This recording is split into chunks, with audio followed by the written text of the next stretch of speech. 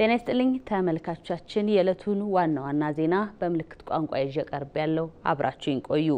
የህዝብ ተወካዮች ምክር ቤት የአደጋ ስጋት ስራ አመራር ረቂቅ አዋጅን መርምሮ እንዲያጸድቅ በሙሉ ድምጽ ወስኗል። ምክር ቤቱ 20ኛ መደበኛ ስብሰባውን አካሂዷል። ረቂቅ አዋጁ የቅድመ አደጋ ወቅትና የድህረ አደጋ ተግባራትን ውጤታማ ለማድረግ እንዲሁ የሰብአዊ ድጋፍ የዘላቂ ልማትና የሰላም ግንባታ እቅዶችን ማስተባበር የሚያስችል መሆኑን በህዝብ ተወካዮች ምክር ቤት የመንግስት ተጠሪ ሚኒስትር ተስፋዬ በልጅጌ ገልጸዋል። ረቂቅ አዋጁ በተለያዩ ተቋማት እየተደረገ ያለውን ራስን የመቻል ጉዞ የሚያጠናክር በመሆኑ በምክር ቤቱ አባላት ድጋፍ ተሰጥቶታል።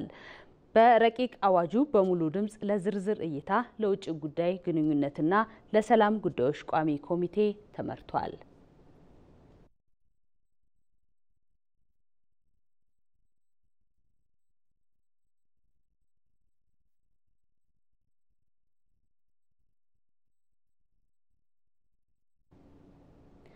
ኢቢሲ የአካባቢ ጥበቃ ባለስልጣን የሚሰራቸውን ሀገራዊ ፕሮጀክቶች እንዲያሳካ ከፍተኛ አስተዋጽኦ እያበረከተ ነው ሲሉ የባለስልጣኑ ዳይሬክተር ኢንጂነር ሌሊሴ ነሜ ተናገሩ።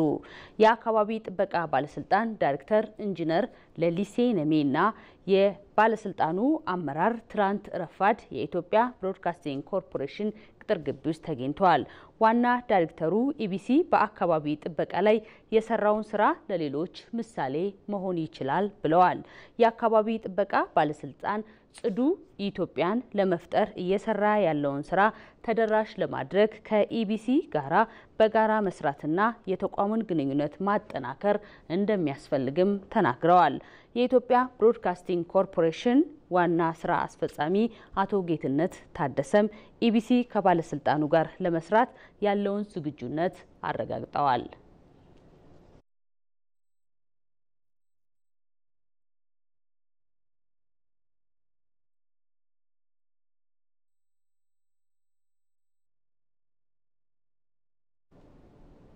በኦሮሚያ ክልል የማዳበሪያ ዋጋ ጭማሪ መደረጉ ተገለጸ።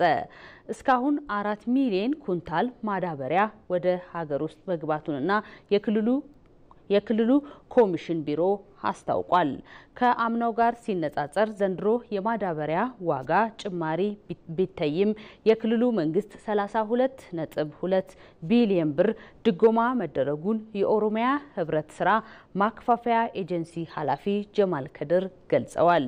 የማዳበሪያ ስርጭት ላይ መስተጓጎል የሚፈጥሩና አርሶ አደሩ ላይ ጭማሪ ክፍያን የሚጠይቁ አካላት ላይ ጥብቅ ክትትል እንደሚያደርጉም ኃላፊው ተናግረዋል።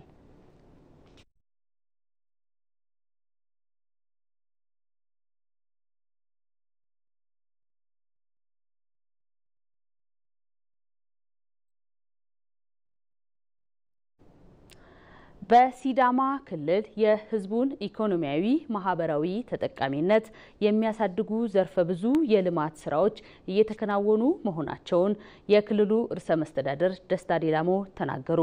ርዕሰ መስተዳድሩ በክልሉ ወቅታዊ ጉዳይ ላይ እየተከናወኑ ባሉ የልማት ስራዎች ዙሪያ መግለጫ ሰጥተዋል።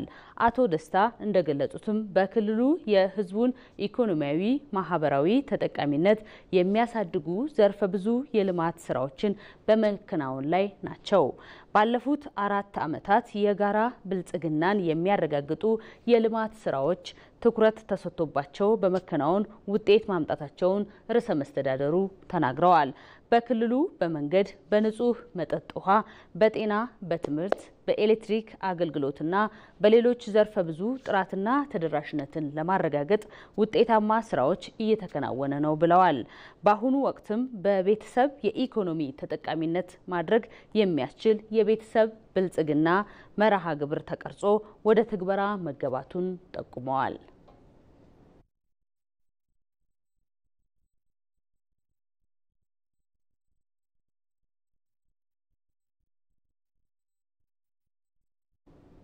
በመጨረሻም ኢትዮጵያ የዲፕሎማሲ መርሆችን በመከተል ያነሳቻቸው የባህር በር የሚያገናኝ ጥያቄዎች ዓለም አቀፍ ተሰሚነት እየተደረገ መሆኑ ተደምጧል። በመንግስት የሀገሪቱ የህልውና ጥያቄ የሆነውን የባህር በር ለማሳካት ሁሉም ሰላማዊ አማራጮችን እንደሚጠይቅም ተገልጿል። ላለፉት ከ30 በላይ ዓመታት ከባህር በር ባለቤትነት ርቃ የቆየችው ኢትዮጵያ በባህር በር አልባነት የሚደርስባትን ጉዳት ይበቃል ካለች ሰነባብታለች። የኢትዮጵያን የባህር በር ፍላጎቱን ለማድረግ ደግሞ መንግስት ጥያቄውን ዋነኛ የብሔራዊ ጥቅም ጉዳይ በማድረግ በዓለም ፊት አቅርቦታል። ኢትዮጵያ የማይናወጥ ብሔራዊ ጥቅም አላት። ዓለም ዛሬ ይስማ። የቀይ ባህር አክሰስ ሰላማዊ በሆነ መንገድ ኢትዮጵያ ያስፈልጋታል።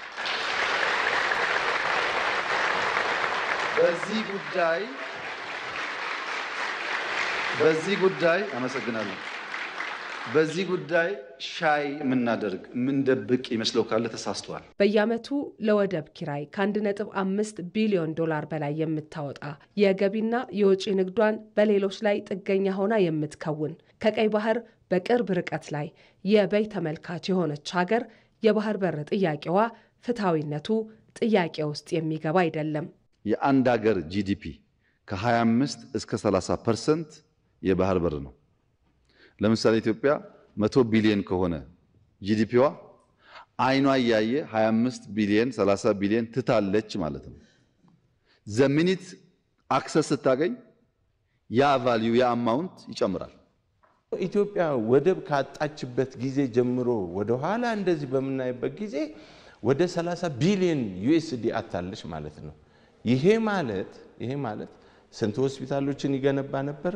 ስንት በየ5 ዓመቱ የሬኔሳንስ ግድብን የመገንባት አቅም ነው ያጣችው ማለት ነው። ኢትዮጵያ ወደብ አልባ መሆኗ ከ35 እስከ 45 የውጪ የንግድ ትስስሯ ላይ ተጽዕኖ አምጥቶባታል ማለት ነው። ይሄ የባህር በር ጥያቄ ኢትዮጵያ ያጣችውን በዘመናት ስትጠቀምበት የነበረውን መብቷን እንደገና ተመልሳ ወደ ኢንተርናሽናል አክሰስ ቱ ሲ የምትገባበት አምድ የከፈተ ነው። መንግስት የኢትዮጵያን የዓመታት ጥያቄ በዚህ ዘመን በአደባባይ ማንሳቱና የባህር በር ተጠቃሚነትን ለማረጋገጥ የተጓዘባቸው መንገዶች ደግሞ ጥያቄው ዓለም አቀፍ ተቀባይነት እንዲያገኝ ያስችሎታል።